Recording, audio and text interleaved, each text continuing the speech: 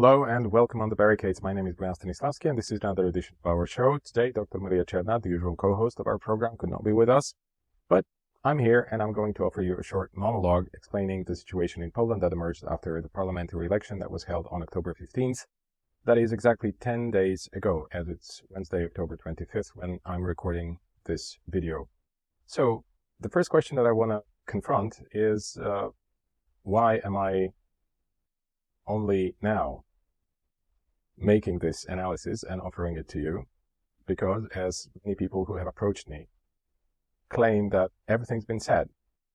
So first of all, I want to say that it's not true. Not everything's been said. Second, most of the things that were said are simply wrong. And I would like to be able to confront some of this nonsense that is circulating in the corporate media with regard to the situation in Poland. Second, I did want to actually discuss the situation right after the elections, say a day or two after October 15th, but it was almost impossible because the level of emotional upheaval was so high that I thought it just doesn't make sense. And I'm not talking only about the emotional upheaval here in Poland, which was expected, although still it was a very strange sociological phenomenon to observe. But I'm also talking about the kind of emotional approach that many commentators outside Poland have demonstrated. And I'm not talking here only about the corporate media, which get 99% of whatever they analyze, quote unquote, wrong, but even about the alternative media, if you like, or to be more specific, although I'm not going to be very specific, let's just narrow it a little bit. Even some news channels or media, alternative media channels here on YouTube that I watch, follow, and respect have made statements about the political situation in Poland after the parliamentary elections that I find really, really strange. So I did wait 10 days because I wanted to make sure that with this humble contribution, I do not in any way participate in this festival of emotions, emotional upheaval, emotional outbursts, and so on and so forth. I can see one part of the public crying how law and justice is lost and how law and justice is the only sovereignist, allegedly, that's how they interpret things, a sovereignist force in Poland that is defending the Polish national interest and so on and so forth. And on the other side, we have those, liberal Democrats who are cheerfully dancing and hyperventilating, have been hyperventilating for the last 10 days. I don't quite understand any of these behaviors. But I think that, now 10 days after we can try and discuss it in a certain way. So this election was not important. Let's begin with this. And if you are interested in any particular way in the situation in Poland, then of course there are many nuances and many anecdotes and many interesting moments before the election, during the election, after the election that you could dive in. And if any one of you is interested, then let me know in the comments down below. We can organize another stream, maybe live stream, where I will answer specific questions, the situation in Poland. And for now, I will just limit myself to this. It was not an important election. It was not. And all those who claim that any kind of breakthrough has been achieved are lying to you or are very ignorant. So one way or another, you should not be discussing the situation in Poland with them.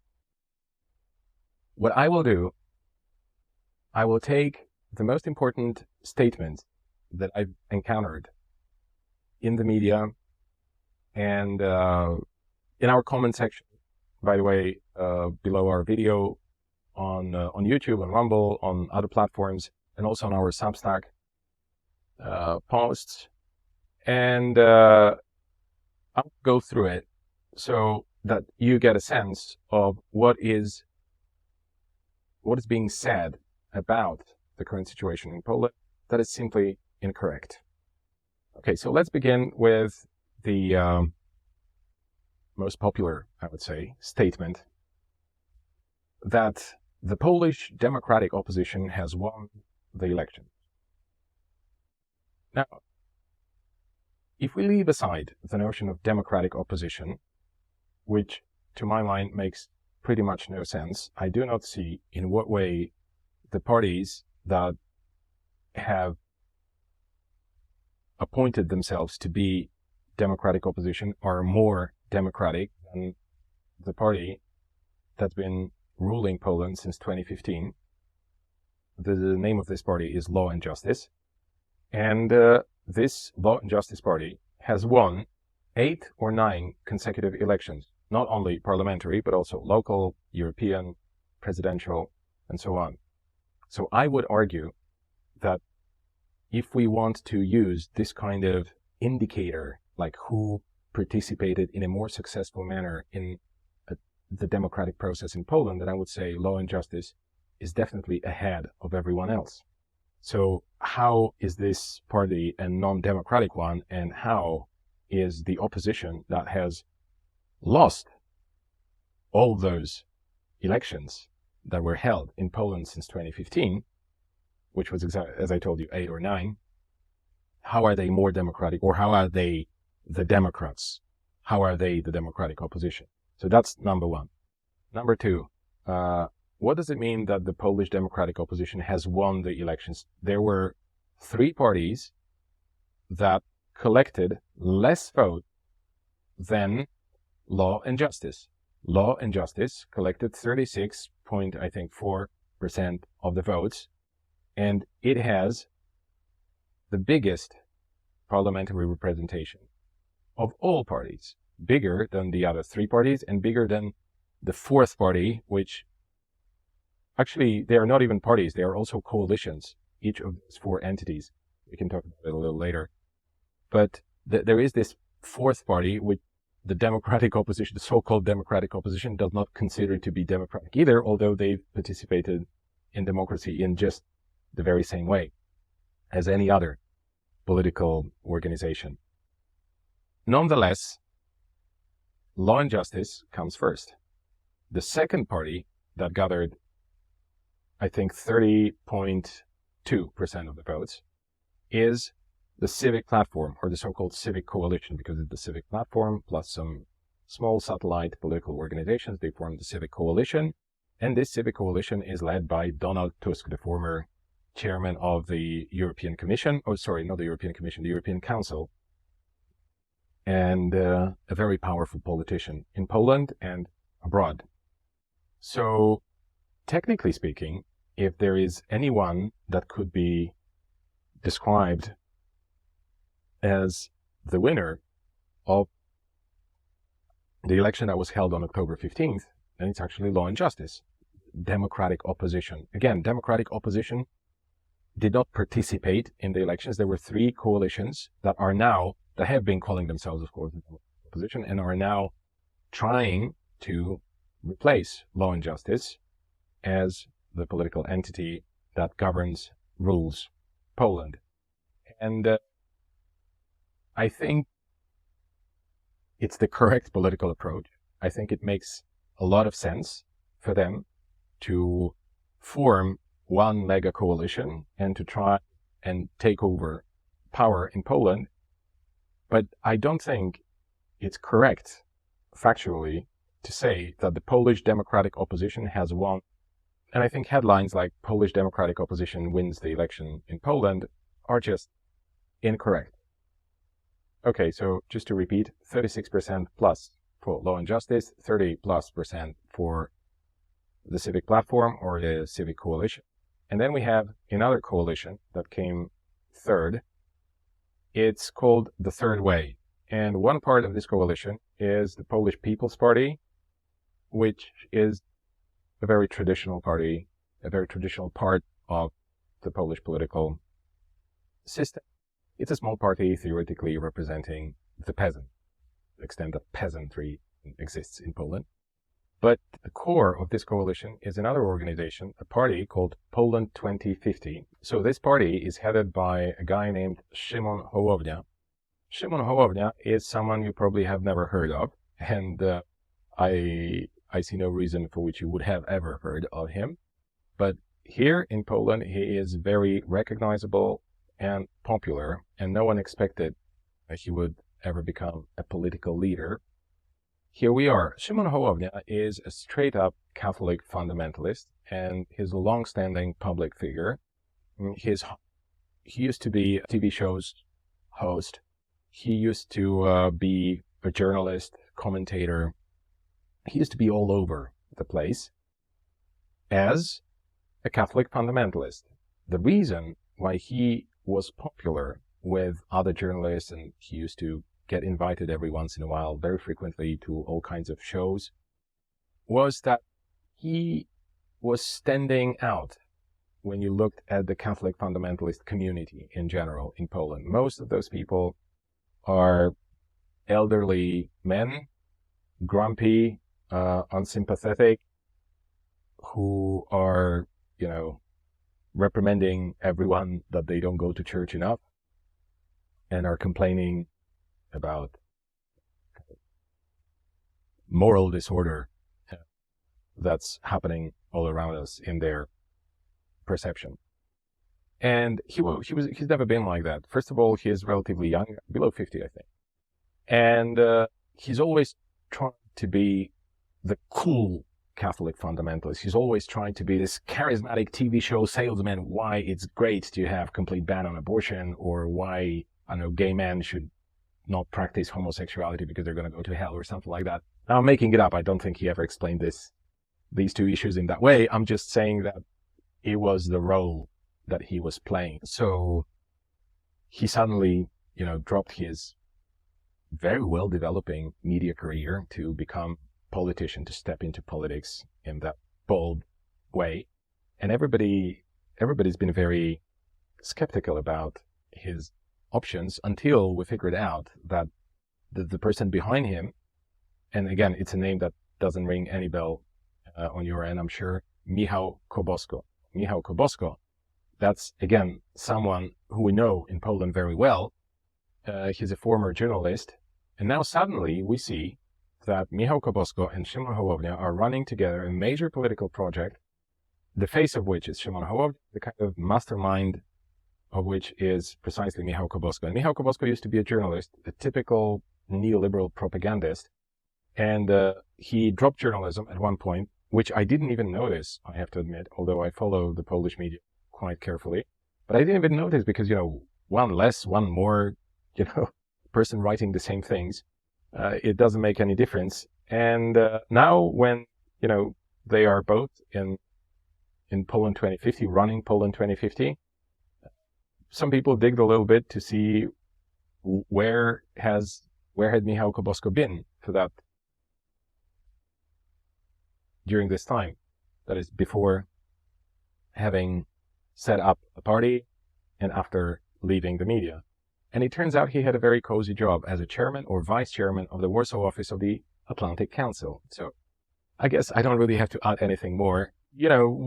It was a bit confusing at the beginning. Why would anything like that even happen? And I think the only logical answer is that the Americans are creating another political project here in Poland so that there is a safety network for American imperialism that can be represented in the kind of beating heart Polish politics. And the reason why they decided to create that is because Law and Justice, and that's one of the reasons why they lost the election, the Law and Justice has been getting increasingly unmanageable, increasingly unhinged, and increasingly detached from reality. I just want to say, for those who want to know about the nature of the Polish democratic opposition, is that one fundamental part of it, as it emerged after the election on October 15th, is Donald Tusk. Second is Szymon Hołownia / Michał Kobosko, the third way coalition with the People's Party. And then third element is a left coalition. And this is the weirdest component. And we might talk about them sometime later. Okay, so let's go to the second statement. The Polish society has demonstrated huge political engagement and responsibility by massively attending the parliamentary election, almost 75% attendance.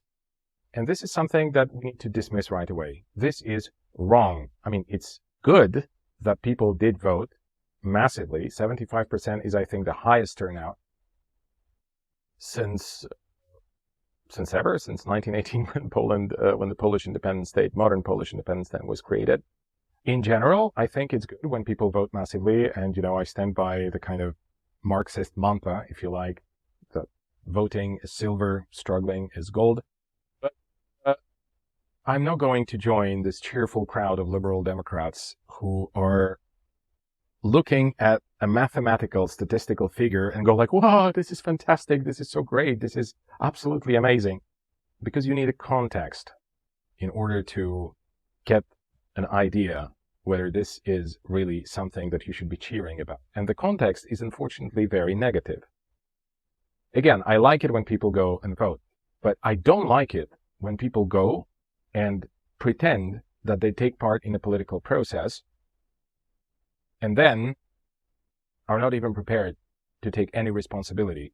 When you look at the sociological breakdown of how the voting went on, and there is very, very, very concrete, very specific breakdown. You can see what social groups, what ages, from what region. You can see everything, basically, who voted, when, for which party. Everything is clear, and it can be accessed via the website of the institution that organizes the elections in Poland. And there is one indicator which is, in my opinion, extremely important when we look at the turnout. Okay, 75%, great. But the part of the thesis that this is somehow a display of political responsibility, of political engagement, of civic society, of all those things is wrong. And this one indicator will tell you that. There is one sociological, one research that is going to explain why it is wrong to interpret it that way. 67% of people who took part in the voting on October 15th declared that they go there because they don't like the ruling party. And again, you don't have to like the ruling party. I dislike Law and Justice intensely. But this should make you think. They did not go to vote because they wanted to demonstrate support for Donald Tusk. They did not go there because they wanted to demonstrate support for the third way. They did not go there because they wanted to demonstrate their support for the left, which has actually lost 26 seats in the parliament in comparison to the previous election. They did not want to support, not all of them, 67%. That is nearly 3/4 of the voters did not want to support anyone. They were just sick and tired of Law and Justice after 2 terms. And of course, this is not something that delegitimizes the voting, but this is something that should make us ask ourselves this very simple question. What is this huge turnout a product of? And my hypothesis here is that it has nothing to do with decades of building civic society, democratic education, and so on and so forth. It has nothing to do with that. It is a result of people being tired of nearly a decade of emotional exploitation exercised by both sides of the barricade. This is the situation. Because of the toxicity and the intensity of the emotions that have replaced politics over the last decade, and even prior to that, actually. But let's just focus on the 2 terms of Law and Justice. Because of that, people did go and voted for something that they normally don't know, that they have no idea about what it is, but they see that it's somehow new or different, presenting itself as different, kind of standing out. not entirely supporting law and justice, or actually, no, being confrontational to law and justice, but not entirely supporting Donald Tusk. And many people who were tired of being put on this kind of rusty swing in a park, like think of a park where, the playground for children is not maintained properly and everything is rusty and, it looks like in a horror movie or something like that. Well, this was the Polish political arena for over a decade now. And both leaders, both parties, both sides of the barricades, they would only take the Polish public, they would put it on this rusty swing, and they would go like, full speed. Why? Because it's much easier to just play with emotions rather than offer something substantial politically. I realize it's banal, but this is the situation. Of course, it's also nuanced and there are real elements of real politics, but I'd have to dig really, really deep in order to be able to explain that. So just, take my word for it, if you like. And I don't think that it makes a lot of sense for us to be cheerful about the attendance rate, turnout rate. I don't think so, because people obviously did participate in order to demonstrate how disgusted they are at the Polish political process and how disgusted they are at the entire public arena, and that they have had enough of emotional exploitation. I fully understand that and I fully share that emotion, but it doesn't mean that I'm going to be happy about it, because, people are angry and I'm sympathetic to the causes of that anger, but anger itself doesn't solve anything. Anger itself can lead to all kinds of profoundly immature choices, especially when it comes to politics. And this is exactly what happened. And that's something that law and justice leaders have ignored. This is, I think, why they've actually lost in the final aftermath. The election lost in a sense that they will not be able to form a government, because they've overdone it. Like the kind of emotional exploitation, the kind of dividing of people, the shuffling divisive, artificially but strongly divisive topics one after another.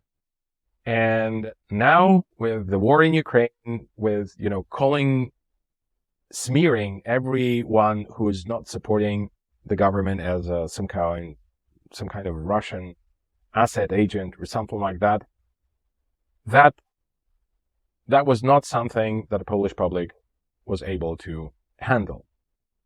Okay, so this is the end of the first part of my analysis of the Polish parliamentary election. I hope it was interesting for you. In the next segment, we're going to talk about the following statements or questions, really. Questions that are asked by, some of the questions are actually were asked by our viewers and readers, but some are just questions that I see popping up on all kinds of anti-social media. And the first question that I want to tackle in the next segment is, has democracy been restored in Poland? Everybody seems to be asking that question without, again, thinking much, I'm afraid. Second, will the right to abortion now be restored? We're going to talk about that. Spoiler alert, no. Will gay people now be safe in Poland? Is the terror over? I didn't say terror over LGBT community. Will the LGBT-free zones now be closed? Again, spoiler alert, no, because there never been any kind of LGBT-free zones. We're going to talk about it later. Will the judiciary be free from political influence and corruption finally? Well, that's assuming that it has ever been free from political influence and corruption, but okay, maybe some people know more about the history of Polish judiciary than I know. But again, will it be free from political influence and corruption? I think it's a very, very, very stupid question to ask, but I will try to tackle it. Will the Constitutional Tribunal be reinstated? Well, again, we're going to talk about it in the next segment, but will it be reinstated? It's still there. You cannot just abolish it. It's in the Constitution. You can run it over, which they did, but, there's no point in reinstating the Constitutional Tribunal. Then, will the conflict with the EU end now? And here I can say, yeah, it's going to end. That's probably the only thing that we know is going to happen, or we're 90% sure, we can be 90% sure that it is going to happen after the so-called democratic opposition takes power. But the question is whether we should be happy about it. And then there's one more question. What was the reason the law and justice has actually lost? And I've given you the most fundamental reason, which is the huge turnout. That is 70%, 75%, nearly 75% of people eligible to vote did take part in the election. And this is something that Law and Justice was not able to predict in any way. And I'm going to end on that note. I hope my explanation and my analysis was interesting to you. Thank you very much for your attention, and see you in the next segment.